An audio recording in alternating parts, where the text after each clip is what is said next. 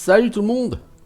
Allez, aujourd'hui, une petite présentation, un petit regard sur le portage PC de Gloomhaven qui est actuellement en Early Access depuis quelques jours. Donc, Gloomhaven, si vous lisez le site RPG Jeux Vidéo, vous en avez entendu parler. Il y a eu un certain nombre de news qui sont passées dessus. Qu'est-ce que Gloomhaven? Gloomhaven, à la base, c'est un jeu de plateau. Étant assez client de jeux de plateau, hein, je claque assez de pognon chez Philibert, chez ce genre de choses, donc bon, voilà. Gloomhaven, c'est pas un jeu auquel j'ai joué beaucoup, j'ai joué 2 fois, je crois. Et c'était il y a quand même un petit moment, donc je me souviens plus de toutes les subtilités du bousin. Maintenant, le tout va être de regarder ce que vaut cette adaptation en jeu vidéo. Donc Gloomhaven, c'est un jeu de plateau, certes, mais c'est un jeu de quoi? C'est un jeu de combat tactique, avec un système de cartes, mais pas des cartes que vous piochez au hasard. Des compétences qui sont représentées par des cartes. Et vous allez devoir, donc ces compétences sont associées à de l'initiative, et vous allez devoir gérer votre main de cartes. On va regarder ça ensemble. Alors Gloomhaven actuellement, donc Early Access, très Early Access. Vous voyez qu'il y a pas mal d'options, un tutoriel qui n'est pas encore présent, une campagne qui sera lancée à la fin de l'Early Access, aventure, ça y est, mode multijoueur, qui sera mis en place au courant de l'Early Access, et des modes, là encore, sera mis en place pendant l'Early Access. Il y a un compendium, le compendium globalement ce sont les règles. Donc voilà un peu toutes les règles. Alors je vais essayer de vous en parler sans, comment dire, ouais, toutes les abilities, range d'attaque, attaque modifier, avantages, désavantages, autres capacités, tout ça. Comportement des monstres, hein, voilà, mouvement, attaque, effet, conditions, tout ça. Il y a énormément de choses. C'est un jeu avec des règles plutôt complexes que Gloomhaven. Et donc c'est un jeu qui va bien se prêter à un portage vidéo. Pourquoi? Parce que quand vous jouez au jeu de plateau, il y a pas mal de choses à gérer, notamment les désavantages du combat, ou les avantages du combat, il faut piocher des cartes, machin, tout ça. On n'y pense pas toujours, c'est un peu fastidieux. Là, ça va se faire automatiquement. Donc c'est intéressant, c'est un peu comme One Deck Dungeon, hein. Ce sont des jeux de plateau qui ont quelques mécanismes qui demandent de faire assez attention, d'être toujours à l'affût de ce qui se passe, et parfois ça peut être ennuyeux, on peut rater des trucs. Là au moins sur la version PC, l'ordinateur joue tout ça. Alors Gloomhaven, en cliquant sur le point d'interrogation en bas à droite de l'écran, vous aurez le lien vers le Discord, le Facebook, le Twitter pour faire tous vos retours sur l'Early Access. On vous explique, actuellement, voilà ce qu'il y a. Il y a 4 personnages jouables, 9 classes ennemies, qui existent en version normale et en version élite, et 3 boss. Et donc le tout dans une aventure un peu roguelike. Les premières semaines seront concentrées sur la correction de bugs et la réception de feedback. Et donc les premiers personnages vont pas être ajoutés tout de suite. Pourquoi? Parce que si je dis pas de bêtises, sur le jeu plateau, il y a 14 héros différents. Là, il y en a 4 à l'heure actuelle. Donc ils vont rajouter des héros dans les mois qui viennent. Et ils vont rajouter aussi d'autres types d'ennemis pour commencer à étoffer un peu le contenu. Parce que pour l'instant, c'est un Early Access basé plus sur les mécanismes que sur le contenu. Donc voici une feuille de route.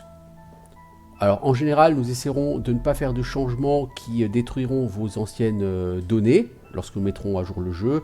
Nous avons beaucoup d'idées sur la manière de développer notre mode aventure et nous sommes pressés d'entendre vos suggestions à ce sujet. Voilà, donc pour la feuille de route pour l'instant elle n'est pas très claire, mais c'est logique. Et tutoriel et apprentissage du jeu. Nous comprenons qu'il y a énormément de pros de Gloomhaven qui vont nous rejoindre pendant cette Early Access. Et j'avoue qu'à titre personnel, si vous n'êtes pas un pro de Gloomhaven, disons qu'il va falloir que vous potassiez un peu le jeu à côté, parce qu'il y a beaucoup de mécaniques et rien n'est expliqué sur le jjeu. Mais il y a aussi quelques joueurs qui n'ont jamais fait l'expérience de la gloire de Gloomhaven. Si vous décidez de nous rejoindre malgré tout, nous vous informons sur le fait que nous avons un tutoriel, mais il est toujours en développement. Voilà, donc en gros, si tu veux un tutoriel, t'en as pas. Et j'avoue que c'est un jeu qui est assez complexe. Et donc si vous n'êtes pas habitué aux jeux de plateau, si vous ne connaissez pas au moins un minimum de jeux de plateau, vous allez vous retrouver paumé, rien expliqué, vous n'allez rien comprendre à ce qui se passe. Et du coup vous allez lâcher l'affaire au bout de 30 secondes. Alors concrètement, donc là on peut se lancer dans un mode aventure. Donc Gloomhaven va nous mettre aux commandes d'un groupe de personnages. Donc vous pouvez avoir 2, 3, 4 personnages. Actuellement, il n'y a que des groupes de 2 personnages. Ouais, vous pouvez faire change party, vous pouvez avoir 2 héros, 3 héros, 4 héros. Pour l'instant, les modes à plusieurs héros ne sont pas encore disponibles. Et donc vous n'avez que des aventures à 2 héros. Donc pour l'instant, il y a 4 types de héros qui existent. Vous avez ici la brute, ici le Kragheart. On va pas revenir sur les spécificités des héros. Vous avez le Spellweaver et le voleur, quoi, le scoundrel, le voyou, enfin, je sais même plus ce que c'est en français. Donc vous choisissez ici votre groupe. Alors, chaque personnage dans le groupe va commencer avec un certain nombre de capacités qui vont lui être spécifiques. Donc vous allez choisir qui vous préférez. Moi j'aimerais plutôt jouer la brute et le Spellweaver sont les Spell Shield. Donc je vais partir avec ce groupe là. Je préfère Continue parce que j'ai déjà joué avec eux, j'ai déjà fini un scénario, on va faire Reset Party. Et vous voyez qu'en XP ils reviennent ici parce qu'effectivement il y a une notion de points d'expérience pour votre groupe. Votre groupe va aller dans un donjon, c'est un combat tactique type Dungeon Crawler, vous rentrez dans un donjon, vous affrontez des ennemis en combat tour par tour avec un système d'initiative. Une fois que vous avez vaincu les ennemis d'une pièce, vous passez dans la pièce suivante. S'il y a des ennemis, vous allez les affronter, etc. jusqu'à ce que le donjon soit entièrement nettoyé. Et une fois que le donjon est entièrement nettoyé, bravo, vous retournez à la carte du monde où vous pouvez choisir une nouvelle destination. Et vos personnages vont engranger de l'expérience pendant le jeu. Alors l'objectif actuel c'est le commandant des bandits. Donc il y a plusieurs objectifs, il y a le commandant des morts vivants et le cultiste en chef. Donc on choisit d'abord son groupe, moi je prends ces deux-là. Je ne vais pas venir vraiment sur les détails des personnages. Je parlerai un petit peu plus au fur et à mesure qu'on va jouer du détail de ces deux personnages, ça suffira. Le but est vraiment de voir les mécanismes de ce jeu et de voir si c'est un portage PC plutôt réussi. Encore une fois, de toute façon, l'Early Access, au départ, s'adresse à mon sens vraiment aux gens qui ont de l'expérience sur Gloomhaven. Si vous n'avez jamais joué à ce jeu, il va falloir que vous regardiez plusieurs heures de tuto pour comprendre un peu ce qui se passe et comprendre comment ça marche. Moi, je suis très mauvais, hein, mais bon, au moins, on va pouvoir regarder ensemble. Donc, on va partir avec ce groupe, la brute et la Tissor. On choisit une difficulté. Alors, normal, vous avez 25% d'ennemis en moins. Vous commencez avec plus 2 cartes de bénédiction de votre deck et vous avez les héros adverses. Les héros, pardon, vos héros ont 25% de vie en plus. En hard, vous avez. Vous pouvez pas décocher d'ailleurs. En hard, vous avez vos héros qui ont plus de vie et en insane, vous n'avez aucun bonus. On va jouer en normal. Le but du jeu, encore une fois, étant de tester, de voir les mécanismes, de voir l'interface. Est-ce que l'interface est claire ou pas? Est-ce que la prise en main est claire ou pas? C'est ça qu'on va regarder aujourd'hui. Et pour les gens qui ne connaissent pas Gloomhaven, je vais essayer d'expliquer 2-3 trucs en passant. Bienvenue mercenaires. Alors que vous buviez à la taverne de Wayward, vous entendez des bribes de conversation entre 2 miliciens de la ville. Apparemment, un chef bandit du coin est entré en possession d'un nombre de textes hérétiques et a commencé à rechercher la nécromancie. Donc nous allons devoir aller vers le hideout, vers la cachette, le repère du chef des bandits pour s'approprier ces textes et éviter qu'il ne se lance dans la nécromancie. Et donc nous avons plusieurs routes en sortant de Wayward. De manière assez évidente, vous n'êtes pas tout à fait prêt à affronter le chef des bandits pour l'instant. Vous vous préparez donc à quitter Wayward et à aller attaquer quelques cryptes en quête de savoir et d'un meilleur équipement. Commençons l'aventure. Nous avons donc 3 destinations. La taverne brûlée, ici les marches et ici Mistfell. Les restes de Mistfell. Donc vous voyez, chaque chemin a une couleur qui va indiquer la difficulté. Là, vers les Marches, la difficulté est moyenne. Donc il y a 2 scénarios avant d'arriver aux Marches. Vers la taverne brûlée, c'est difficulté facile, il y a un scénario. Et ici, c'est difficulté difficile, il y a 2 scénarios. Vous voyez les rewards, il y a beaucoup plus d'or et d'XP sur difficile. Il y en a pas mal sur le médium et il y en a très peu sur le facile. Mais on va faire le facile, pourquoi? Parce que je ne vais pas faire une campagne, je vais juste voir ce que ça vaut au niveau de l'interface et en même temps vous présenter un petit peu ce que c'est que Gloomhaven. Donc on va commencer par... Donc on peut aller soit attaquer ici, là ou là. Encore une fois, vous avez ici une barre qui actuellement est à 0 sur 45 pour tous les deux, c'est la barre d'XP. Au fur et à mesure que vous allez utiliser des compétences, vos personnages vont gagner de l'XP. Vous ne gagnez pas d'XP en tuant des monstres, mais en utilisant des compétences et en finissant également un voyage. Vous voyez, donc ça c'est 31 XP de reward, il en faut 45 pour être level up. Donc vous allez probablement avoir un level up si vous finissez ça. Si vous finissez la taverne, par exemple, vous aurez 6 XP de récompense, il y a peu de chances que vous ayez un level up directement. Peu importe. On va partir là-dessus. En récompense, en plus, là, vous aurez 2 grandes potions de puissance et 2 sorts de soins. Là, vous aurez un ancien potion de puissance, Ancient Drill. Là, vous aurez des potions mineures. Vous voyez, on va partir là-dessus quand même. Donc, on va partir vers la taverne brûlée. Donc, comment se passe le jeu? Tout d'abord, vous allez choisir une destination. Donc, pour arriver à la taverne brûlée, il y aura une première étape qui sont les tunnels oubliés. Les tunnels oubliés, si vous mettez la souris dessus, vous voyez ce qui vous y attend. Donc il y aura du combat, ce sera un donjon dont l'objectif sera de tuer tous les ennemis. En ennemi, vous aurez des cadavres vivants, des archers en os, des os animés et des esprits animés également. Des morts vivants quoi. Et après vous arriverez à Burnt Tavern et là il n'y a pas de monstre parce que ce sera juste la fin de votre voyage. Donc vous choisissez d'abord sur la première étape, vous allez faire le chemin. En chemin vous ferez peut-être une rencontre. Normalement, sur le jeu de plateau, vous avez plusieurs piles de cartes. Et quand vous faites un chemin, vous pouvez tirer des cartes événements chemin. Donc tout ça, vous n'allez pas avoir tout le côté fastidieux de faire plein de piles de cartes, de piocher dans telle pile, puis dans telle pile, puis dans telle pile. Là, le jeu va s'en charger pour vous.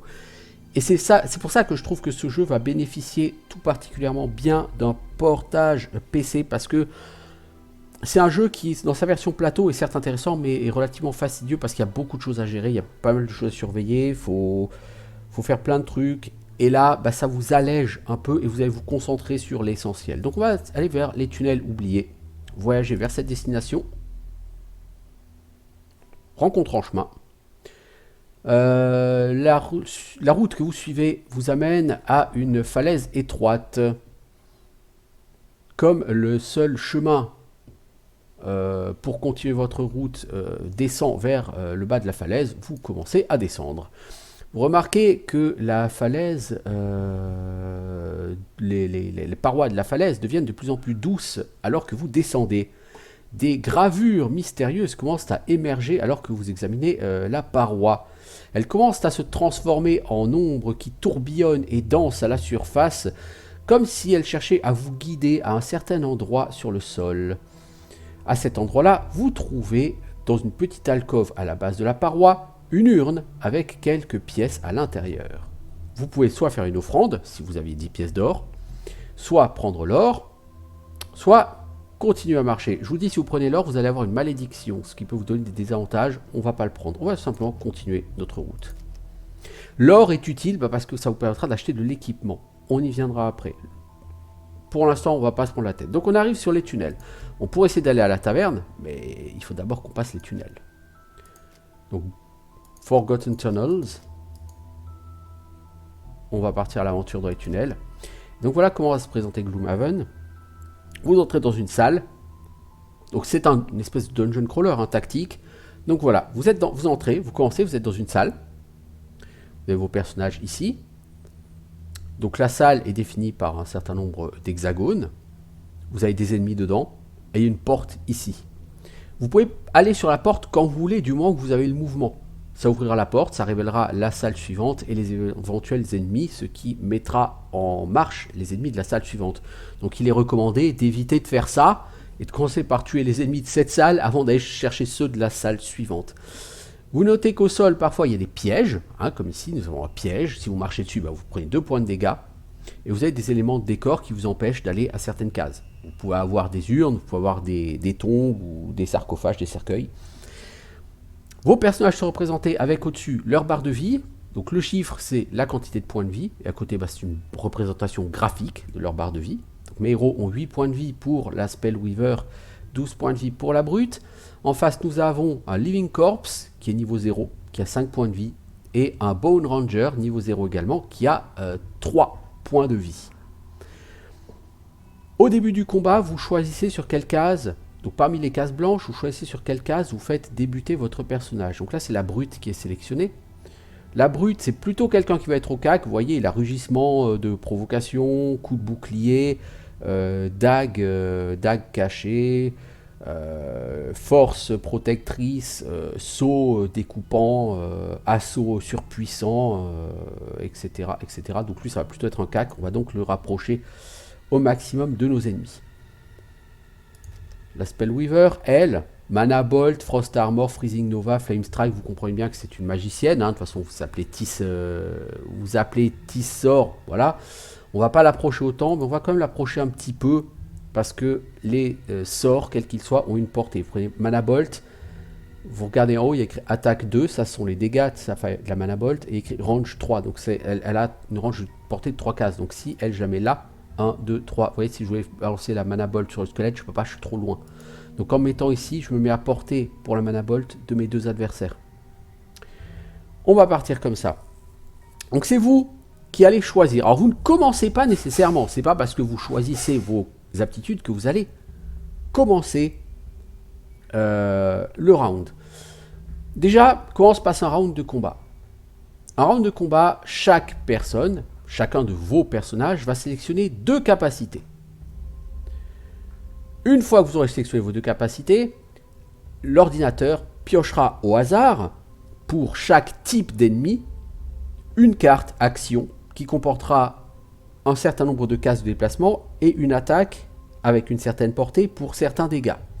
Tous les ennemis d'une même classe auront la même carte. Par exemple, s'il y avait 3 Living Corpse et qu'ils avaient une carte mouvement 1, attaque 2, eh ben, les 3 Living Corpse pourraient avancer d'une case et faire une attaque pour 2 points de dégâts. Donc si on avait 2 autres Living Corpse ici, ils ne pourraient pas nous atteindre au cac. Vous voyez par exemple. Bon. Ce qui va être intéressant sur les cartes, il y a 3 informations sur les cartes. La première, c'est le chiffre à gauche. Le chiffre à gauche, c'est l'initiative associée à la carte. Plus votre initiative est faible, plus vous jouez tôt dans le round. Et donc, vous comprenez bien que il va être intéressant de ne pas jouer des séries de cartes avec des grosses initiatives, parce que si vous le faites, vous allez jouer en dernier, donc vous risquez de prendre des dégâts avant l'adversaire. Mais comme j'ai dit, vous devez jouer 2 cartes à chaque round. En fait, vous choisissez 2 cartes, et vous choisirez l'initiative. Alors de base, l'ordinateur vous applique l'initiative de la première carte que vous avez choisie. Par exemple, je prends Impaling Eruption et Mana Bolt, il va me prendre 70 en initiative, vous voyez. Ça ne m'intéresse pas. Du coup, je clique sur le set de Mana Bolt, et avec cette sélection de cartes, du coup, j'aurai initiative 7. Ça me permettra quoi? Ça me permettrait du coup d'agir beaucoup plus tôt dans le combat et d'être sûr d'agir même en premier, parce que les monstres ont rarement moins que 20 en initiative. Mais les cartes ont surtout 2 autres choses. Si vous regardez vos cartes de compétences, vous voyez qu'il y a, au milieu, il y a un 7, donc le chiffre d'initiative. Au-dessus, il y a une case, attaque 2, range 3. En dessous, il y a une case, heal 3, range 1. Eh bien, vous n'allez pas faire tout ça à la fois. Comme j'ai dit, vous avez 2 cartes. L'une des 2 cartes, vous allez appliquer l'effet de la case du haut. Et l'autre carte, vous appliquerez l'effet de la case du bas. Sachant que vous choisissez. Avec Mana Bolt et Impaling Eruption, par exemple, je peux soit prendre la case du haut de Mana Bolt, je fais 2 points de dégâts à 3 de distance sur quelqu'un. À ce moment-là, je suis obligé de prendre la case du bas de Impaling Eruption, ce qui me permet de me déplacer de 4 cases. Ou alors, je fais l'inverse, et je prends la partie haute de Impaling Eruption, c'est-à-dire que je fais 3 de dégâts avec une portée de 4, et en supplément, je touche tous les ennemis qui sont sur la ligne entre ma cible et moi. Et après, je pourrais faire la partie du bas de Mana Bolt, c'est-à-dire un soin de 3 points de vie à quelqu'un qui est à une portée de 1 case par rapport à moi. C'est-à-dire moi, ou par exemple, là en l'occurrence, lui, il est à 1 case, donc je pourrais le soigner aussi. S'il est toujours à une portée d'1 case, quand ce sera à moi de jouer. Donc vous choisissez. Et également, si vous regardez par exemple cette carte, vous voyez que ici, là, associé à la case du haut, vous avez encore ici un 2 avec un symbole d'attaque. Associé à la case du bas, vous avez un symbole de défense, de mouvement avec un 2. C'est-à-dire quoi? C'est-à-dire que si vous souhaitez, plutôt que d'utiliser la compétence là, vous pouvez choisir de faire une attaque standard au corps à corps pour 2 points de dégâts. Ou plutôt que d'utiliser la capacité là en bas, vous pouvez faire un mouvement avec une portée de 2. Vous allez me dire, sur cette carte, ça sert à rien, certes. Pourquoi? Parce que à chaque round, donc vous allez prendre 2 cartes, vous allez faire l'effet, ok. Mais à la fin du round, votre carte, elle est défaussée. Vos 2 cartes sont défaussées. Une fois qu'elles sont défaussées, au round suivant, vous devrez repiocher 2 cartes, mais les cartes que vous avez défaussées là, elles seront plus piochables. Donc vous devrez piocher 2 autres cartes. Et puis, elles seront de nouveau défaussées. Et du coup, au tour d'après, il faudra de nouveau sélectionner 2 cartes, mais les 4 premières cartes ne seront pas disponibles, etc., etc., jusqu'à ce que vous n'ayez plus de cartes disponibles. Quand vous n'aurez plus de cartes disponibles, vous devrez vous reposer. Vous avez 2 options de repos. Ces options de repos vous permettent de détruire définitivement une carte, pour le reste du donjon, mais en contrepartie, vous récupérez toutes vos cartes défaussées. Mais il n'y a pas que la défausse, il y a aussi un autre type de gestion des cartes qui s'appelle, qu'on va appeler la brûlure de cartes. Vous pouvez brûler une carte. Brûler une carte, par exemple celle-ci, Frost Armor, si vous regardez là la partie du bas, il y a un petit symbole ici. Ce petit symbole ici veut dire que si vous utilisez cette compétence-là, la carte va être brûlée. Une carte brûlée, ça veut dire quoi? Ça veut dire qu'elle est inutilisable définitivement jusqu'à la fin du donjon. Mais toute la carte, pas juste cette compétence, toute la carte. La carte Frost Armor devient définitivement inutilisable jusqu'à la fin du donjon. Ce qui veut dire que jusqu'à la fin du donjon, votre stock de cartes va être réduit. Donc vous allez devoir vous reposer plus souvent. Et à chaque fois que vous vous reposez, vous détruisez définitivement une carte, ce qui va réduire encore plus votre stock de cartes, etc., etc. Et il faut savoir juste que sur ce jeu, quand vous avez un personnage qui n'a plus de cartes dans son stock, parce qu'elles ont toutes été détruites, le personnage décède, le personnage est éliminé.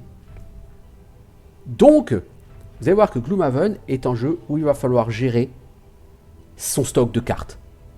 Vraiment gérer son stock de cartes. C'est vraiment là que va être la plus grande difficulté du jeu. Alors, dernière petite chose, je vous ai dit que l'XP ne se gagne pas en tuant des ennemis. Non. Vous remarquerez que ici, par exemple, si vous prenez Frost Armor, donc là, la compétence qui amènerait la carte à être brûlée serait cette compétence-là. Sur les 2 prochaines sources de dégâts que vous devez encaisser, vous ne prenez pas de dégâts. Donc les 2 prochaines attaques qui doivent vous faire des dégâts ne vous font pas de dégâts. Et ça vous donne 1 XP, puis 1 XP. Ça vous donne donc des points d'expérience à votre personnage. Et c'est comme ça que vous gagnez de l'expérience sur ce jeu. C'est en jouant des cartes, en jouant des compétences. Mais généralement, les compétences qui vous donnent de l'expérience, généralement, c'est pas toujours le cas, mais généralement, provoquent la brûlure de la carte. Et c'est pour ça que, du coup, vous avez ici toujours ces options. Les options de base, vous avez sur toutes les cartes, c'est-à-dire déplacement 2 ou attaque 2. C'est que si jamais, mettons, je prends Mana Bolt et Hold the Impaling Eruption, je prends Frost Armor. J'ai envie de faire l'attaque de Mana Bolt. Ok, mais du coup, avec Frost Armor, je suis obligé de jouer avec le bas. Mais si j'ai pas envie de jouer avec le bas parce que j'ai pas envie de brûler cette carte tout de suite, parce que je préfère attendre qu'on soit plus avancé dans le donjon plutôt que de la brûler d'entrée de jeu, et à ce moment-là, je peux jouer le mouvement de 2, qui est considéré du coup comme une action de bas de carte, mais qui lui ne va pas provoquer la brûlure de la carte. Du coup, la carte sera utilisée avec la partie basse, mais sans qu'elle soit brûlée, elle sera juste défaussée, et donc avec un repos, je pourrai la regagner et l'utiliser plus tard pour utiliser cette super compétence en bas qui brûlera la carte. Donc c'est vraiment là-dessus que va se jouer le jeu. Alors qu'est-ce qu'on a comme compétence avec notre Spellweaver? Donc on a la Mana Bolt, dégâts 2, portée de 3, c'est moyen, c'est médiocre, voilà. Et en compétence secondaire, du soin. Pour l'instant on n'est pas blessé, on n'a pas trop besoin de se soigner. Vous avez l'armure de givre. Alors l'armure de givre, c'est, si vous l'utilisez en attaque, c'est comme la Mana Bolt, c'est attaque 2, range 3, c'est vraiment la même chose. Sauf que donc la deuxième compétence, c'est vous ne prenez pas de dégâts sur les 2 prochaines attaques qui doivent vous toucher, et vous gagnez un peu d'XP. Et ça vous donne un point de mana de type givre, que vous pourrez convertir ici en un dégât de plus, vous voyez, sur Mana Bolt ou sur Frost Armor. Vous avez Nova, Nova de Givre. La première compétence, c'est 2 points de dégâts, mais il n'y a pas de range, donc c'est vraiment au cac. Par contre, c'est écrit cible tous les ennemis adjacents et les immobilise.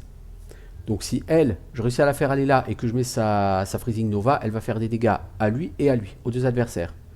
Sachant que si elle a en plus un mana de givre, eh ben, elle peut faire un dégât de plus. Donc ça peut être intéressant. La deuxième compétence, elle soigne pour 4 points de vie, jusqu'à une portée de 4. Donc c'est un soin très important et ça donne un mana de type lumière. Je ne sais même plus ce que c'est. Mais par contre, c'est un effet assez important et du coup ça brûlerait la carte. Vous avez frappe enflammée. De base, ça fait dégâts d'attaque 3 avec une portée de 2. Et si vous avez un mana de feu, eh bien vous mettez une blessure sur l'adversaire. Les blessures mettent des désavantages. Ou alors vous l'utilisez simplement pour faire une attaque à dégâts 2, portée 2. Les orbes de feu, la première attaque, disons, la première compétence fait 3 points de dégâts à une portée de 3 et ça touche jusqu'à 3 cibles. Pour chaque cible touchée, vous gagnez 1 point d'expérience et ça vous donne un mana de feu. Mais, vous voyez, il y a le symbole carte brûlée. Ou alors, la deuxième partie de la carte, c'est vous déplacer de 3 cases. Parce que, comme vous voyez, pour vous déplacer, il faut utiliser des cartes. Et il n'y a pas beaucoup de cartes qui ont du déplacement, sans utiliser, bien sûr, cette action-là. Alors, éruption empalante, ça fait une attaque à 3 dégâts à une portée de 4. De manière additionnelle, ça cible tous les ennemis sur le chemin, donc de la bolt. Vous gagnez un point d'expérience pour chaque ennemi touché. Ça vous donne un mana de terre et ça brûle la carte. La deuxième capacité de la carte, c'est 4 points de déplacement. Reviving Ether, ça c'est une excellente carte. Ça permet de remettre dans votre jeu toutes les cartes brûlées. Brûlées. Et c'est la seule carte, dans mes souvenirs, pour tous les personnages, en tout cas pour ces deux personnages, ce sera la seule qu'on aura qui permet de récupérer les cartes brûlées. Mais ça ne permet de le faire que pour la Spellweaver. Et quand vous utilisez cette carte, eh ben, ça la brûle elle-même. Du coup, vous pourrez vraiment l'utiliser qu'une fois. Mais par exemple, ça veut dire que Fire Orb, ce qui est une excellente compétence, si vous l'utilisez là et vous la brûlez, eh ben, hop, un peu plus tard dans le jeu, vous ferez un petit Reviving Ether et hop, le Fire Orb, vous pourrez de nouveau l'utiliser, ce qui est très très très fort. Deuxième compétence de cette carte, Reviving Ether, vous pouvez vous déplacer de 4. Et vous voyez, c'est écrit ici Jump. Bah, c'est-à-dire que vous allez sauter vers la case de destination. Donc s'il y a des pièges en chemin, bah, vous ne les déclenchez pas. Alors que s'il y a juste écrit Move, bah, vous parcourez chaque case. Donc s'il y a un piège, là, vous le prenez. Et enfin, Ride Wind. Ça vous permet de looter. Alors loot, on verra plus tard. Ou de vous déplacer jusqu'à 8 cases avec un saut. Mais bien sûr, ça brûle la carte. Qu'est-ce qu'on va essayer de faire? Avec toi, je pense qu'on va faire une Mana Bolt. Et on va balancer probablement un Blast sur celui-ci. Probablement, je suppose.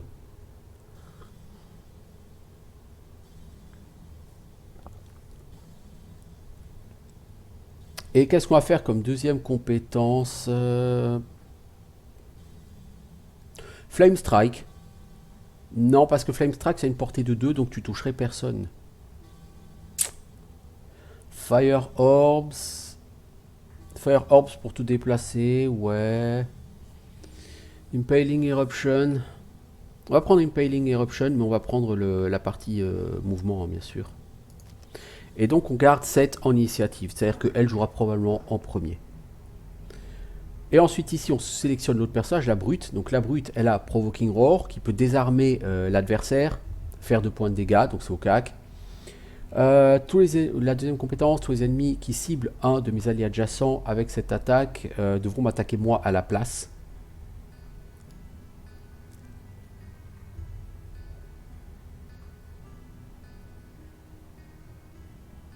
Vous avez Shield Bash qui me donne un point de bouclier ou qui me permet de faire une attaque à 4 de dégâts et qui stun et qui me donne 2 XP et qu'on brûle. Œil pour œil, ça me permet de mettre une Retaliate, c'est-à-dire une riposte. Je gagne 1 point d'XP pour chaque fois que je vais riposter à ce round. Ou alors je peux soigner. Spear Dagger, ça fait 3 de dégâts avec une portée de 3. Ça donne 1 XP et c'est pas brûlé. Ça c'est très bien. Je prendrais bien Spear Dagger. Et à côté, le problème c'est que j'aimerais quand même me déplacer pour venir ici pour taper sur celui-ci, vous voyez.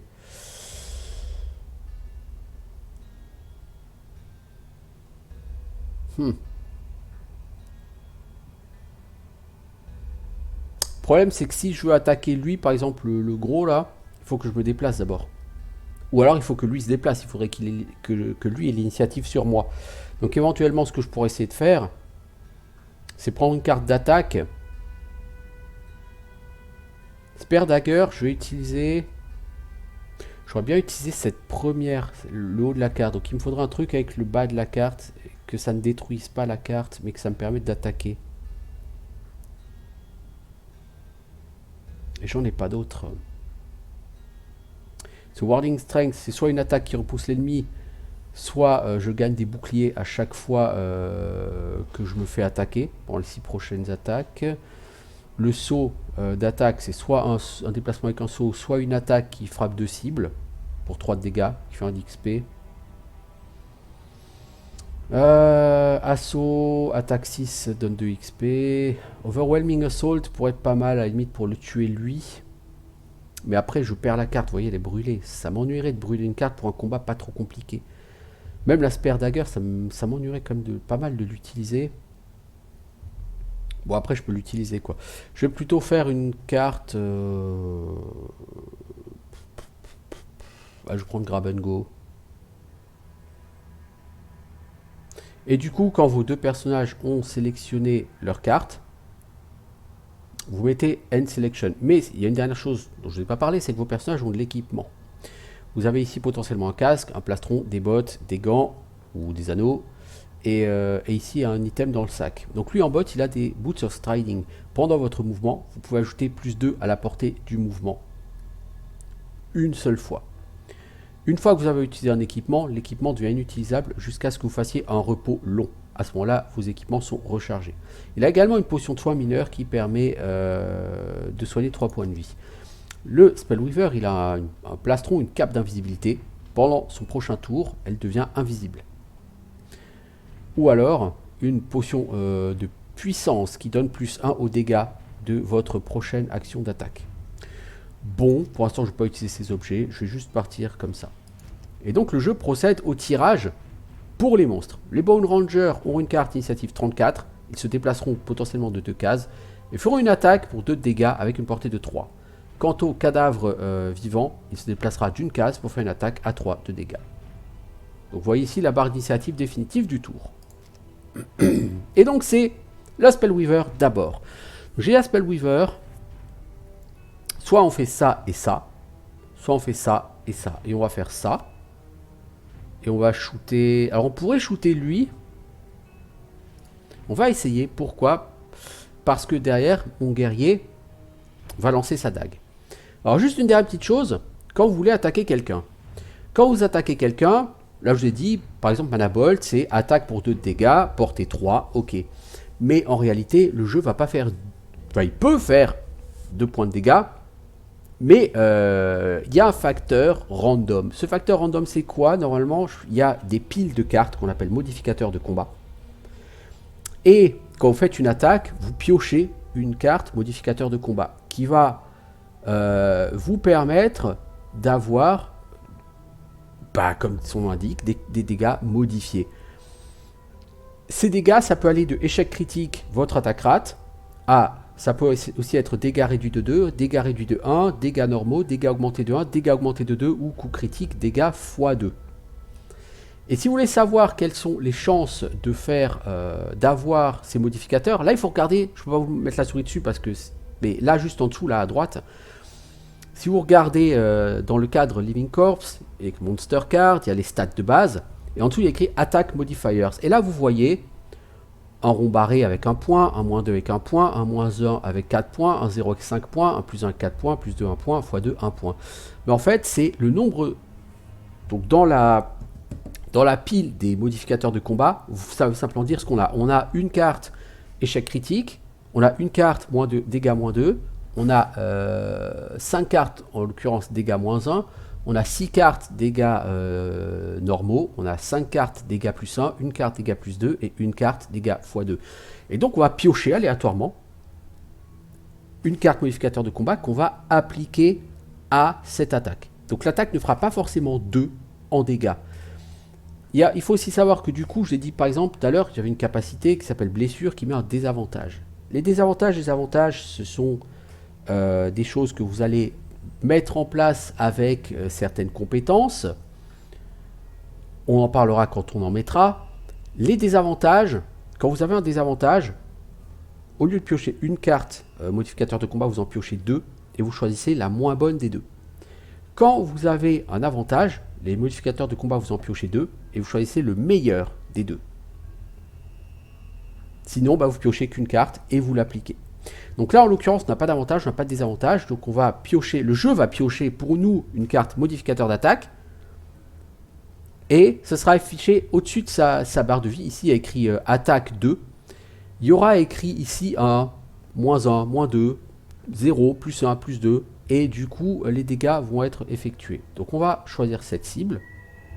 Et là, vous voyez, il y a écrit plus 2. C'est très bref. Et du coup, on a fait 4 de dégâts. Parce qu'on a pioché la carte modificateur de dégâts, plus 2. Du coup, c'est un excellent résultat. Et maintenant, on va devoir jouer avec la deuxième carte. Donc on peut jouer soit avec un move 4, soit avec un move 2. Dans tous les cas, ça ne change pas grand-chose. Donc on va se déplacer par ici pour se rapprocher de la porte. Voilà, il me reste encore une case de mouvement, mais je vais la passer. Et du coup, mon Spellweaver a fait son tour. Elle a fait son blast, elle a fait son mouvement. Notez que par terre, ici, il y a des sous.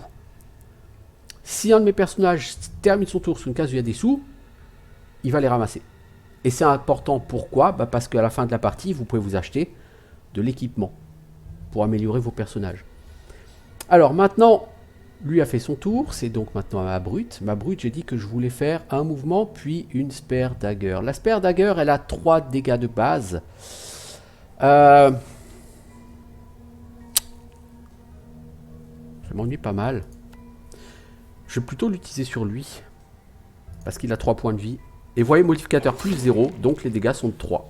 Malheureusement, il a raté. Pour une raison que j'ignore, et la personne a raté. Est-ce que le modificateur, c'était pas plutôt échec critique? Je ne sais pas.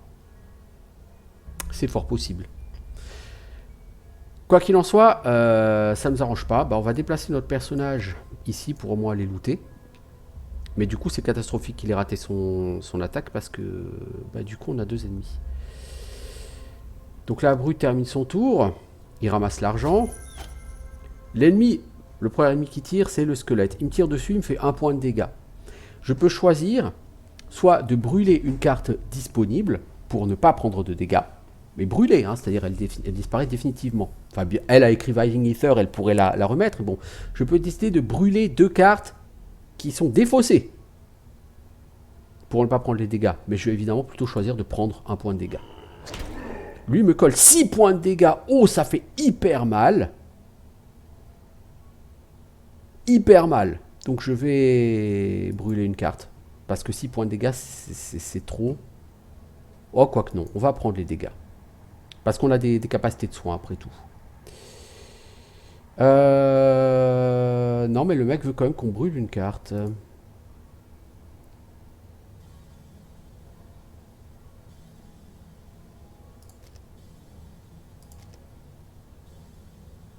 Ah non, je vois pas qu'on brûle une carte, c'est le nouveau round. Non, bah non. Le mec veut que... Je comprends pas. Qu'attend le jeu de moi?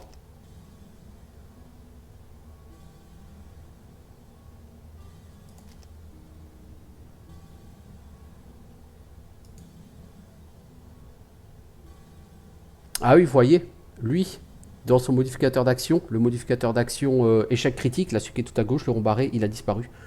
Donc lui, effectivement, il s'est pris un échec critique. Il y avait genre 20 cartes, il a fallu qu'il prenne celle qui ne permettait pas de tuer l'adversaire. Je comprends pas là. Qu'attend le jeu de moi?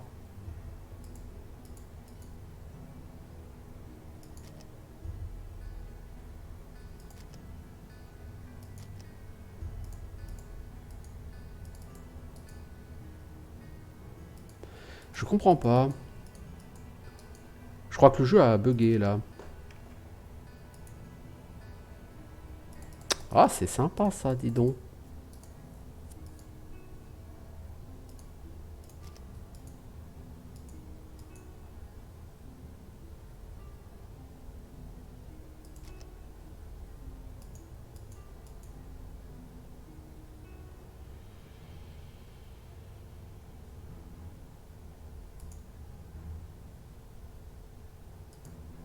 Je comprends pas ce que le jeu attend de moi. En fait, j'avais cliqué au départ sur... j'allais cliquer sur brûler une carte. Et puis après, j'ai cliqué, j'ai changé au dernier moment pour cliquer prendre 6 points de dégâts. Et du coup, bah, le jeu, il a planté. Vous voyez?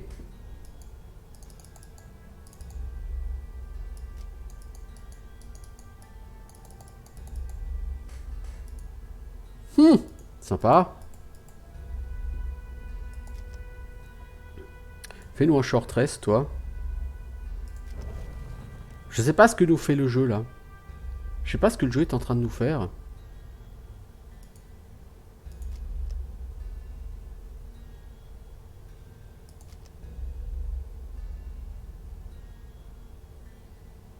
Je sais pas ce que le jeu est en train de nous faire, là.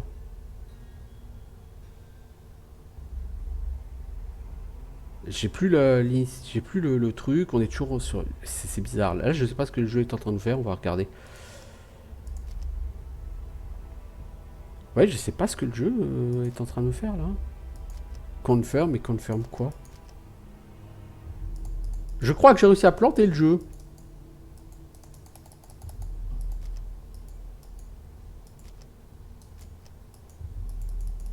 Ouais, félicitations, j'ai réussi à planter le jeu. Ah bah c'est le jeu de l'Early Access, hein. Tu cliques sur un truc, tu cliques sur un autre truc après, il a du mal à gérer les deux. Bon, ok. On va abandonner, on va recommencer, hein. Après ces explications. On va recommencer. Ah, c'est original, ça. Bon, bah du coup, on va pas faire Burn Tavern, vous voyez, parce que cette fois-ci, c'est en rouge. Donc on va plutôt partir sur Mistfell Cops. Ah, c'est pas banal. 3 scénarios pour arriver au bout. Ah bah dis donc. Allez, on va vers la crypte perdue. On a une rencontre. On a un marchand de vin que l'on rencontre. Apparemment, son chariot s'est renversé. On peut essayer de l'aider. De le voler ou de partir. On va essayer de l'aider.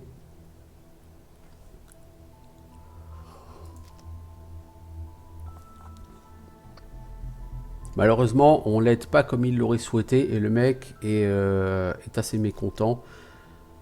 Mais il nous donne quand même 10 gold. Bon, ok. Alors, on va devoir avoir des morts vivants. On va essayer de le refaire, mais sans faire bugger le jeu.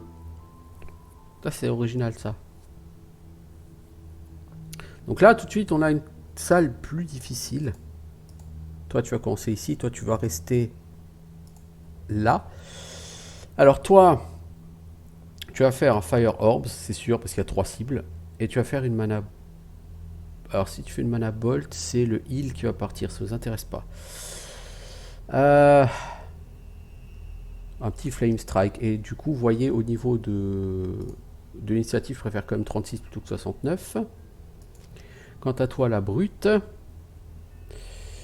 On va faire Leaping Cleave. Si on a assez d'initiative pour que tu sautes... Ah, mais tu peux pas sauter là devant cette case. Elle est inaccessible, je pense, avec les cailloux. Le problème là, vous voyez, cette case, je pense qu'elle est inaccessible, mais le jeu ne vous le marque pas. Et qu'est-ce qu'on va faire d'autre? Si tu fais ça, cette attaque, il faut que tu te déplaces. On va utiliser Provoking Roar et on va utiliser le déplacement. Sur Provoking Roar. Voilà, on va partir avec ces deux-là. Alors, l'archer aura plus d'initiative. Il va pas se déplacer. Il va se soigner et faire 1 point de dégâts sur 2 cibles. Le Bone Ranger Elite va faire 2 points de dégâts. Ah, ça, c'est pas l'archer, ça, c'est le squelette. Le squelette au cac, il va pas se déplacer. Il va taper au cac. C'est con, il n'y a personne à taper. L'archer, il fera une attaque à 2 dégâts à portée 3. Tous les alliés et ennemis qui sont adjacents à la cible prennent un point de dégâts. Et l'espèce de gros zombie va se déplacer une case. 3 points de dégâts. Ok. Donc lui, il s'est healé parce que forcément, il ne pouvait pas se déplacer, il ne pouvait pas attaquer. Toi, tu vas commencer par faire Fire Orbs. Tu choisis tes 3 cibles. Et donc, tu auras un modificateur d'attaque sur chaque cible.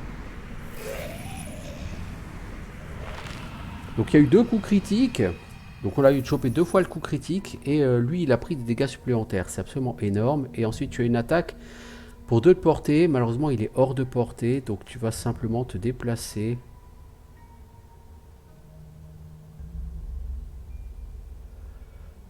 Jusqu'ici.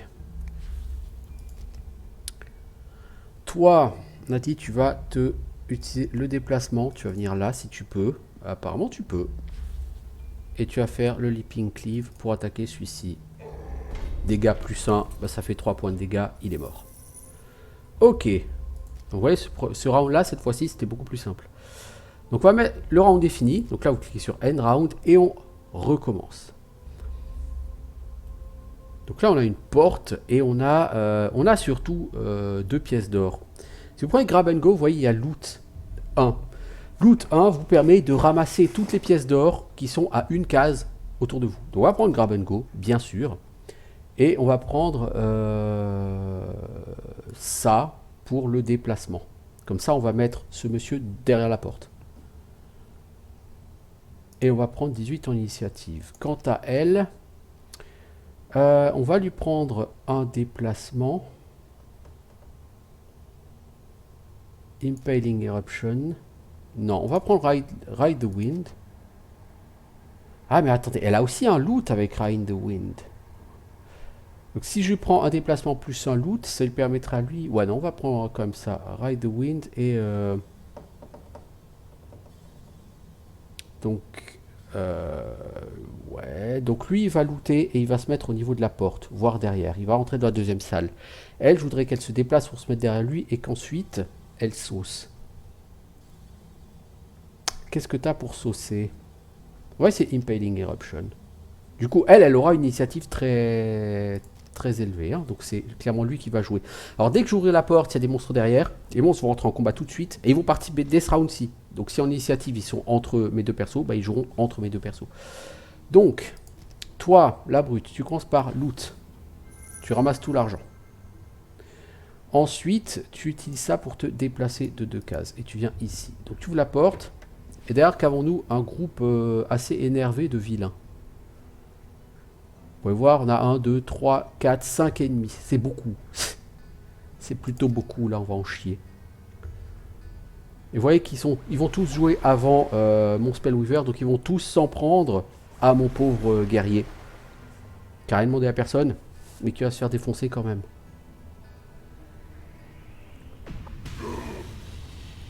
Tu prends un point de dégâts, tu ne vas pas brûler des cartes pour ça. Là, tu as pris 0 point de dégâts. Alors, le mage, on a dit... Tu pourrais te déplacer et faire ça. Alors ça cible quelqu'un. Si je te mets là, tu fais des dégâts à ces 2 personnes. C'est plutôt pas mal. Si je te mets ici, je peux t'envoyer là. Ok. On arrête le mouvement ici. Et Impaling Eruption, on peut donc la cibler là-dessus. On en a tué un, le deuxième on l'a pas tué parce qu'il y a eu un modificateur de dégâts de -1. C'est pas grave, on a au moins tué un ennemi et on en a bien blessé un deuxième. Donc c'est plutôt bien. Nouveau round. Alors, toi la brute. Il faudrait que tu puisses te déplacer ici et que tu fasses une AOE. Est-ce que tu as une AOE seulement toi? Sweeping Blow. Le problème c'est que Sweeping Blow, si tu le fais là... Ouais, il faudrait qu'il se mette là. 1, 2, 3. Il faudrait qu'il ait 4 mouvements avant Sweeping Blow. Est-ce qu'il a une carte à 4 de mouvement? Ouais. Le problème, c'est que s'il fait ça, il va avoir une initiative extrêmement élevée. Si les squelettes jouent d'abord, ils vont plus du tout être dans cette config là, les squelettes. Mais il y a quand même de bonnes chances pour que ce soit quand même utile ce qu'il va faire. Quant à toi,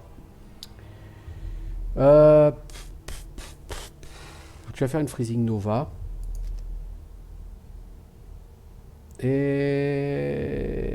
une Frost Armor. Est-ce qu'on veut que tu aies 20 ou 21 initiative? On te garde 21, c'est très bien. J'aimerais que les squelettes jouent d'abord. Personne ne va jouer d'abord. Ok.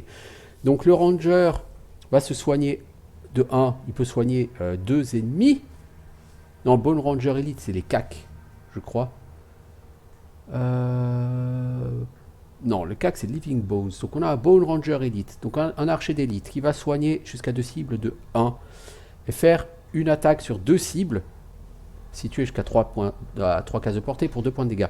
Bone Ranger va soigner jusqu'à 2 cibles de 1 et il va faire une attaque pour 1 de dégâts et les ossements ne vont pas bouger et faire des attaques. Ok. Ok, bah de toute façon on n'a pas le choix. Toi, Frost Armor, alors si tu l'utilises, ça, tu peux faire une attaque à 3 de dégâts sur quelqu'un. C'est très tentant. Mais si tu fais ça derrière, il faut que tu fasses un soin. C'est un peu chiant. Le problème que j'ai juste oublié, c'est que si on fait ça et ça, j'ai pas de mouvement. Donc là, je vais devoir faire un mouvement. On va l'amener là. Et là, je vais faire la Freezing Nova.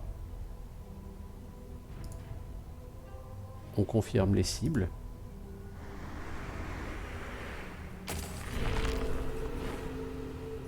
Voilà, son tour est fait. Lui, il va se soigner et il a personne à shooter parce qu'on est à beaucoup plus que 3 cases. Quant à toi, tu vas te déplacer de 4 cases.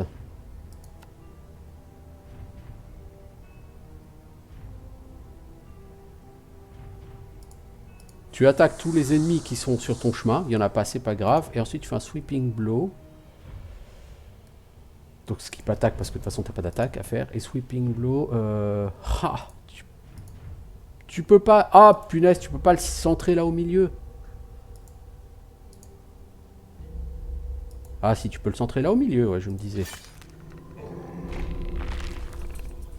Voilà, tu as éliminé un adversaire. Le deuxième a pris que 1 point de dégâts, mais ça va, il est éliminé. Alors, toi, tu vas te faire attaquer pour 3 points de dégâts. Bah, tu vas les prendre, c'est pas gênant. T'en mourras pas. Fin du round. Vous voyez qu'on commence à avoir peu de cartes. Alors, ici, les cartes barrées sont les cartes brûlées. On ne pourra pas les récupérer. Par contre, les cartes autres, les cartes grisées, on peut les récupérer via un repos. Donc, il y a 2 types de repos. Le repos court, vous brûlez une carte random. Donc, le jeu vous propose une carte. Si vous ne voulez pas, il vous en proposera une deuxième et ce sera tout. Et elle sera brûlée. Et vous récupérez les autres cartes défaussées. Ou alors, vous pouvez faire un repos long. Vous choisissez une carte défaussée. Vous choisissez une carte défaussée, vous la brûlez. Et vous récupérez les autres cartes défaussées. Et ça vous rend 2 points de vie.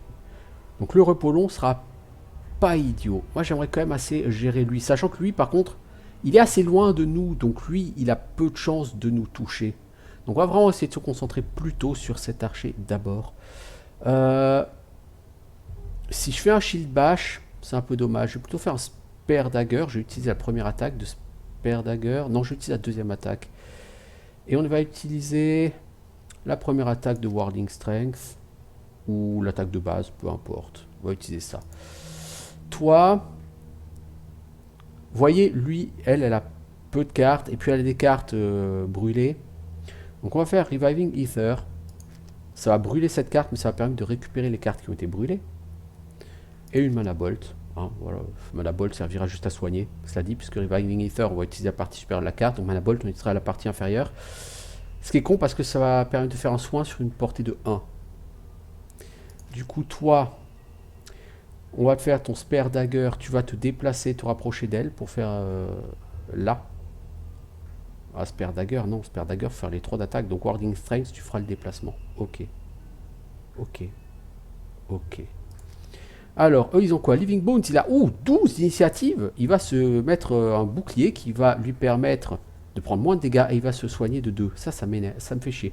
Le Bone Ranger, il va se déplacer de 2 cases, mais il pourra tirer qu'à 2 cases, donc il pourra toujours pas nous faire de dégâts. Lui, le fait qu'il se soigne et qu'il soit mis en bouclier, c'est très fâcheux. Alors, toi, tu vas commencer par te déplacer. Tu vas te déplacer ici. À la fin du round, comme tu seras sur des sous, tu pourras prendre les sous. A noter ici, il y a un coffre à trésor. Si quelqu'un s'arrête sur le coffre à trésor à la fin de son tour, il ramasse le contenu. Et tu fais l'asper dagger. Donc d'abord, on finit le mouvement. Et ensuite, tu fais l'asper dagger sur lui. Hein. Oh, modificateur de dégâts plus 2. 5 points de dégâts, il est mort. Oh là là là là, magnifique. C'est plus beau que ce que je n'espérais. Lui peut toujours pas nous attaquer. Toi, tu vas faire un heal sur ce monsieur. Et avec Reviving Ether, toutes tes cartes brûlées, tu les reprends. Mais celle-là, par contre, est brûlée à la place.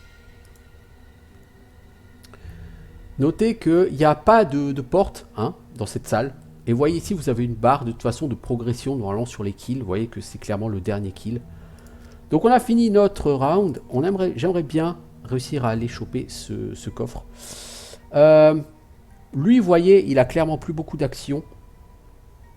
On va faire les deux. Avec le shield bash en premier. Et toi, il faudrait que tu bouges de 4. Est-ce que tu as un truc pour bouger de 4? Ouais, tu as Ride Like the Wind.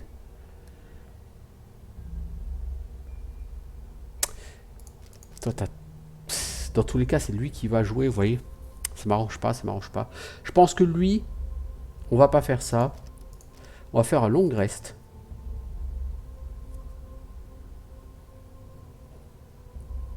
Ça consomme ces deux actions, donc il fera rien à ce round-là.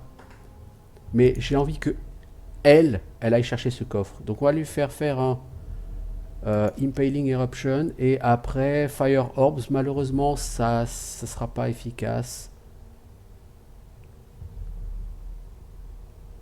Et donc on va plutôt faire un short rest. On va faire un short rest, on va brûler Freezing Nova, ok. Et du coup, il lui reste ces deux actions. Donc on va faire une action pour se déplacer là, et une deuxième action qui sera un peu plus efficace. Donc, les actions de déplacement sont celles du bas. Donc qu'est-ce que j'ai comme action en haut qui peut être intéressant? J'ai que des attaques. Ça craint, ça craint, ça craint. Ouais bah tant pis, je vais faire ça et on va cramer la mana bolt. Hein. Je garde volontairement 83 d'initiative. Pourquoi? Parce que admettons que lui ait du mouvement et qu'il se rapproche d'ici, ça pourrait m'intéresser. Voilà, il va jouer en premier, il va se soigner et il va nous attaquer. Il ne va pas se déplacer, il a une portée d'attaque de 3, il peut cibler 2 personnes. On est hors de sa portée, il nous fera rien. Voilà. Alors toi, tu commences par te déplacer.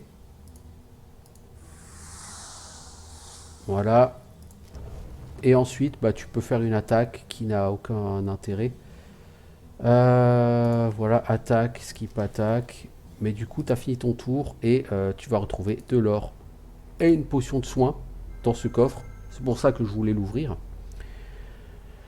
Alors ensuite, lui, il a pris l'option long rest, donc il doit se défausser d'une... Enfin, il doit détruire, brûler une carte défaussée.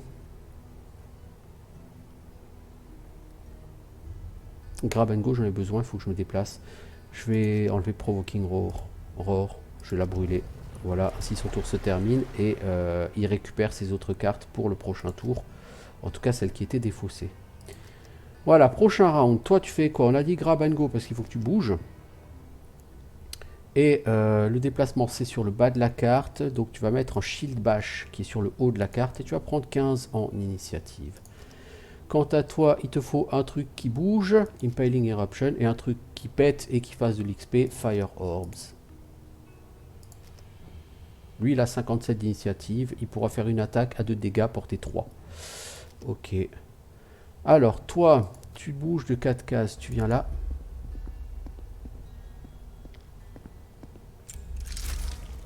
Apparemment, tu as marché sur un piège. Bah, tu prends 2 points de dégâts, tant pis. T'as pas été extrêmement intelligent comme mec. Et tu fais une attaque à 4 de dégâts qui stun et qui te rapportera 2 XP. Modificateur de dégâts moins 1, donc tu fais que 3 en dégâts. Mais le mec est stun. Et ça t'a fait gagner de l'XP. Parce que les cartes qui valent de l'XP, il faut les utiliser. On est bien d'accord. Alors toi, tu vas ici. Parce que ça te permettra de ramasser l'argent à la fin du round. Et tu fais ton Fire Orbs sur lui. Donc tu as eu un magnifique fumble. Tu as raté tes orbes. Heureusement, ça rapporte de l'XP. Mais bon, c'est plutôt merdique. Là, c'était vraiment un tour à chier. Hein. On n'a pas été foutu de le buter alors qu'on a mis nos plus grosses attaques dessus. Toi, tu vas te faire Spear Dagger pour l'attaque et Eye for an Eye pour le soin. Quant à toi, bah, tu vas faire ce qui te reste. Voilà. De toute façon, sinon, il faut que je me tape un repos. Et vous voyez que la Spellweaver, son gros problème, c'est qu'elle a beaucoup de cartes qui sont des cartes à brûler. Et là, vous voyez, sur ces cartes, il me reste plus que 2 cartes disponibles et 2 cartes défaussées. Donc si maintenant je fais un repos, long rest ou short rest, je suis obligé de brûler une carte. Il ne lui restera plus que 3. C'est-à-dire qu'elle pourra faire un round derrière, et après, il faudra de nouveau qu'elle se repose. Et il ne lui restera plus que 2 cartes. Et après, elle sera morte. Donc il faut vraiment bien gérer vos cartes sur ce jeu. Ça, c'est essentiel de bien gérer ses cartes. Ouais, hop, fin de la sélection. Lui, il joue avec 68, il jouera probablement jamais. Il a une très belle attaque, hein, 3 dégâts, 5 de portée, mais il jouera probablement jamais. Toi, tu te heal, même si on s'en fout un peu. Et tu fais une attaque, dégâts 3, à moins que tu fasses un fumble. Mais non, tu fais pas un fumble, tu l'achèves. Hop, fin du tour de la brute. L'autre va faire son round. Bah, du coup, on va faire un déplacement. Elle va utiliser... Ah, fait chier, non, elle va pas faire de déplacement. Elle va utiliser ça pourquoi? Pour gagner de l'XP, parce que c'est une carte avec de l'XP, n'est-ce pas? Et ensuite, tu vas faire une attaque, mais tu skips l'attaque parce que tu n'as pas de cible. Et voilà, et normalement, on a fini le donjon. Ils ont tué 8 ennemis, ils ont gagné 8 gold. Et voilà, quand on se passe un donjon, quand il n'y a pas de bug. Et donc après, on peut continuer soit vers le donjon Blighted Keep, le donjon qui souffre d'une peste, voilà, ou l'antre des rasoirs, qui sont des bandits. Donc choisissez soit des cultistes et des squelettes, soit des bandits. Voilà, le but c'est kill all enemies, et notez que du coup, lui en XP, il est à 7. Et la Spellweaver, en utilisant ses cartes, elle a fait 6 XP. Donc par rapport aux 45 XP, on en est loin. Et donc vous voyez les cartes, hein, lui il a toutes ses cartes équipées, elle a toutes ses cartes équipées. Vous voyez qu'elle a moins de cartes. C'est parce qu'elle a Reviving Ether qui lui permet de récupérer des cartes brûlées. Donc voilà, c'est comme ça que se joue Gloomhaven. Donc cet Early Access... Après ce combat, qu'en dire? L'interface n'est pas facile à prendre en main. Et, honnêtement, elle n'est pas du tout faite pour les gens qui ne maîtrisent pas le jeu. Vous avez des chiffres à côté des cartes, vous avez une liste de cartes. Vous ne savez même pas pourquoi vous devez les sélectionner, combien, rien. Bon. Il y a les chiffres à côté, vous ne savez pas à quoi ça représente, vous savez pas ce que ça représente. Il pourrait y avoir écrit initiative ou un petit truc, vous voyez, histoire de te faire comprendre ce que c'est. Pour les gens qui connaissent pas le jeu, alors certes, il y aura un tutoriel qui sera mis en place après. Mais au niveau de l'interface, c'est trop épuré. Il n'y a pas indiqué ce que font les différentes données. Donc, c'est pour ça qu'en l'état... C'est une Early Access qui s'adresse aux habitués de Gloomhaven. Ou disons aux gens qui ont déjà joué, qui savent un petit peu de quoi ils retournent. Par contre, si vous n'avez jamais joué à ce jeu, si vous n'avez jamais touché, il faut commencer effectivement par potasser un petit peu les principes du jeu avant de vouloir vous lancer sur cette Early Access. À part ça, j'apprécierais que les modificateurs de dégâts soient visibles plus longtemps. Parce que là, ça s'affiche une seconde et puis ça disparaît. Alors, parfois, la première attaque que j'ai faite, par exemple, je croyais que le modificateur c'était plus 0, alors que non, en fait, c'était un échec critique. Parce que le modificateur était mal affiché. Donc, j'aurais bien apprécié ça. Bon, en dehors de ça, parce que le truc, c'est que chaque personnage a un deck de modificateurs de combat. Et alors, sur le côté gauche de l'interface, vous avez effectivement un rond avec deux épées. Là, si vous mettez la souris dessus, ça vous dit ce qui vous reste dans votre deck. Mais c'est plus facile à suivre quand même si vous visualisez les modificateurs qui sont appliqués. Vous voyez, sur chaque résolution d'attaque. Là, c'est moins pratique. Pour la prise en main, pour la visualisation du truc, c'est un peu dommage. Donc encore une fois, je pense que l'interface, malheureusement... n'est pas assez lisible, n'est pas assez clair. Alors vous allez me dire, c'est un jeu avec beaucoup d'éléments à afficher, si on veut être clair et exhaustif. Oui, bah Gloomhaven n'est pas un jeu où il y a trois pauvres données qui se battent en duel. Non, il y a effectivement un certain nombre de choses à noter, à prendre en compte. Et du coup, il faut faire une interface qui soit à la fois exhaustive, mais claire. Et ça, c'est un sacré challenge. Pour le reste, la prise en main, très agréable. Parce qu'effectivement, quand vous faites une action, bah, vous cliquez sur la cible de l'action et ça le fait. Vous n'avez pas les... ah, alors attendez, est-ce que j'ai un avantage? Est-ce que j'ai un désavantage? Est-ce que je dois piocher une carte, deux cartes? Alors attendez, je pioche, je regarde, je calcule, je compte, je machin. Vous n'avez pas à gérer ça. Et ça, c'est super agréable parce que du coup, vous vous focalisez uniquement sur la gestion de vos cartes et la stratégie pour battre vos ennemis. Et c'est un jeu qui est assez difficile. Hein. Vous l'avez vu. Là, j'ai fait un donjon easy. Ma Spellweaver, elle a fini le donjon, il lui restait plus grand chose comme carte.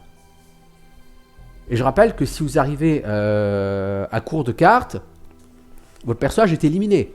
Donc la Spellweaver, elle n'en avait plus que pour maximum, je pense, 3 rounds avant d'être éliminé. Donc il était temps qu'on en finisse. Hein? Mais ça, bon, ça ce sont les secrets de Gloomhaven. Je ne veux pas rentrer sur les mécanismes du jeu en lui-même, parce que ça, c'est encore autre chose. Gloomhaven, comme dit, c'est un jeu de plateau assez connu. C'est un jeu de plateau qui a eu pas mal de succès. Et donc, on ne va pas rentrer dans l'explication des mécaniques de ce jeu. Moi, je voulais juste voir ce que donnait le portage sur PC.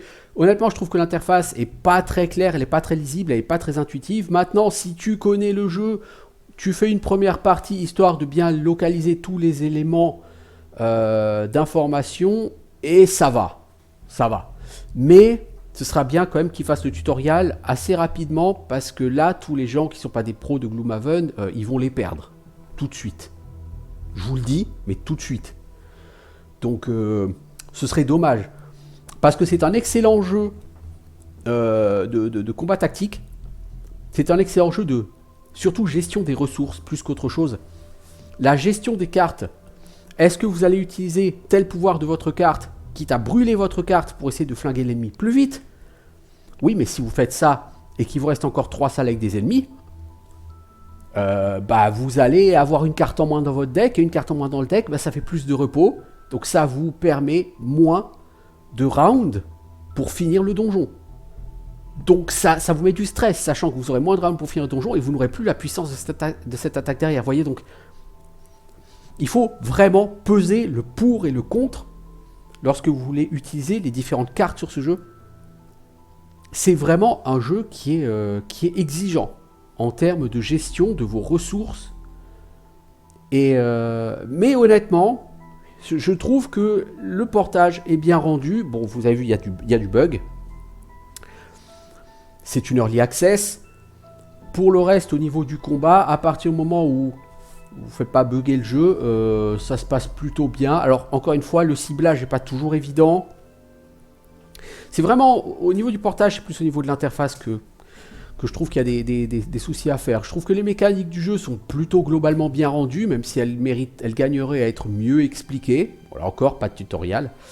Mais bon, quoi qu'il en soit, c'est une bonne idée de faire ce portage PC. Encore une fois, c'est un jeu qui est un peu complexe à jouer en version plateau. Là, l'ordinateur permet d'alléger une partie de la complexité, de la gestion du jeu. C'est pas le jeu en lui-même qui est difficile. C'est la gestion, tirer des cartes, vérifier s'il y a un avantage, un désavantage, vérifier les effets de ci, de ça, mettre en place les différents buffs, les différents debuffs, bref, ça vous n'avez pas à le gérer. Vous vous concentrez sur l'essentiel et c'est vraiment, vraiment une bonne idée. Donc je dirais, l'early access est encore early, mais ça se joue. Ça se joue. Évidemment, il manque ce tutoriel. À mon sens, je ferai certainement des suggestions sur le Discord ou autre par rapport à l'interface, histoire de la rendre peut-être un peu... Il faut que je réfléchisse à peut-être 2-3 trucs pour essayer de la rendre plus lisible. Mais voilà, pour moi, il manque clairement des infos sur l'interface. Et au niveau du ciblage, par exemple, vous voyez, quand j'ai fait mon coup cleave, le fait de cibler la case au milieu pour toucher les 2 mecs sur le côté, c'était pas clairement bien expliqué qu'on pouvait le faire. Donc vous voyez, c'est un peu... Ça manque de lisibilité, voilà. Faut rendre le tout plus lisible. En dehors de ça, ouais, pour moi, c'est une adaptation plutôt réussie pour l'instant. On verra ce que ça va donner, on verra ce que le mode campagne donnera quand il sera mis en place. On verra comment le multijoueur est géré, s'il est stable. En tout cas, là, pour l'instant, c'est juste une early access de mécanismes, plus que de contenu, et les mécanismes, pour l'instant, ils sont bien rendus. Donc, pour le moment, ça va. Voilà, donc c'était un premier aperçu à l'early access de Gloomhaven. Une early access à suivre pour un jeu qui a eu du succès et qui a fait ses preuves en version plateau. Donc à suivre, effectivement. Allez, ciao tout le monde.